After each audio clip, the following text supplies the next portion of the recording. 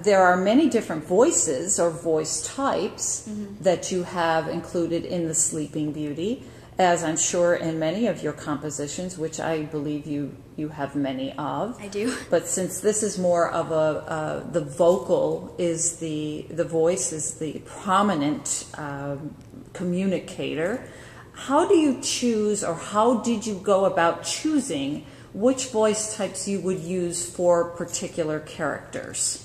Same thing that I did with the composing. I looked at the characters' actions at the time, but more at the character's personality and what their motivation was and what they wanted. So, for example, the evil wise woman. When you hear her, you think Brunhilde Turandot woman.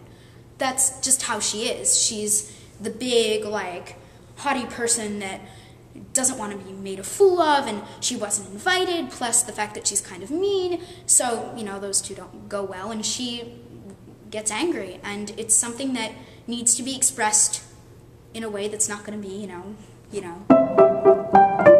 needs to be... It needs to be more substantial? Definitely. And so what type of a voice have you chosen for that substantial woman?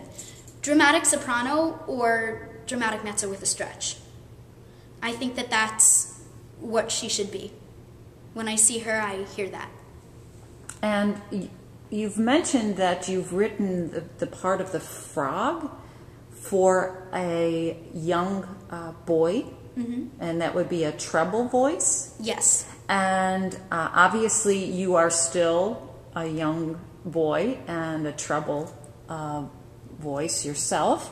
So, why did you want the frog to be that particular voice?